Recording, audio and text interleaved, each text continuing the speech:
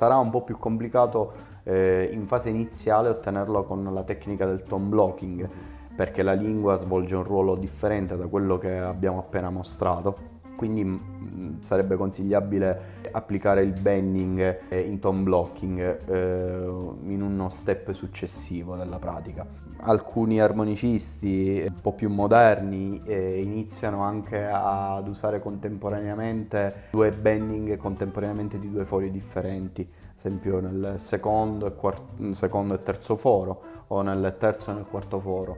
Nulla vieta che lo possiamo appunto applicare su tutta la tastiera. Chiaramente non alterando due fori contemporaneamente non produciamo un accordo, ma comunque produciamo due suoni con un intervallo che può essere maggiore o minore.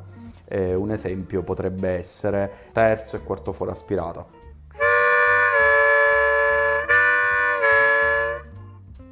E così via. Esercizi che consiglio sono quelli di lavorare soprattutto nel secondo e nel terzo foro e anche nel decimo.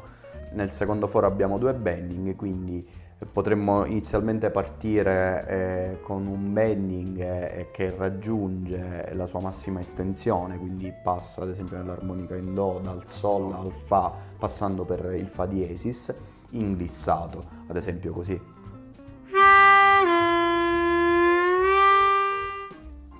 In una fase successiva invece provare a staccare e a puntare queste note, quindi facendo sentire ogni semitono.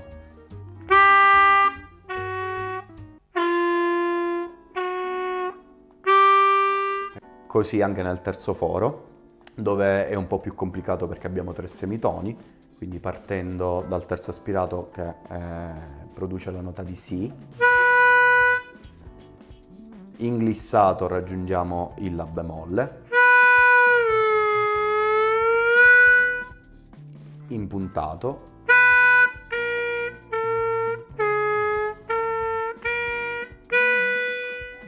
e nel decimo foro, che è soffiato, dove abbiamo due bending, è molto difficile anche perché l'ancia è molto piccola, quindi andare a intonare perfettamente soprattutto il Si è abbastanza complicato.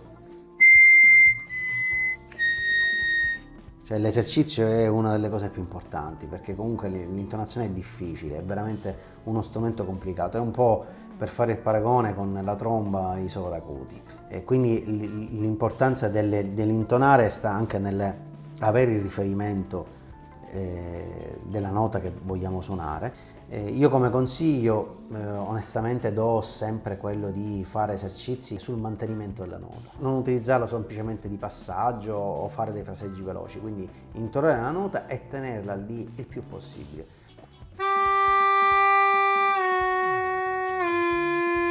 E lavorare sulle note intermedie, quindi sui semitoni intermedi, quindi una piegatura di un semitono sul secondo foro, sul terzo foro, importantissimo, queste sono o sul decimo foro in soffiato. Un altro consiglio che sento di dare è quello di, in una fase successiva, dopo che abbiamo esplorato il bending su ogni singolo foro, iniziare ad alternare da un foro all'altro, un foro con il bending o un foro consecutivo con dei bending.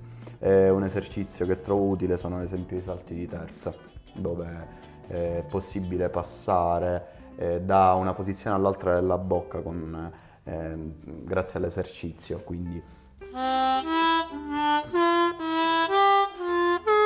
per tutta la tastiera. Come anche provare a suonare delle canzoni che solitamente si fanno nell'ottava centrale in una posizione piuttosto che un'altra, farle anche sulla prima ottava, che solitamente è quella che è più carente di note e quindi necessita di più bending. Quindi per dire anche una classica O Susanna suonata in seconda posizione sulla prima ottava potrebbe essere banale, ma al contempo è un esercizio abbastanza valido.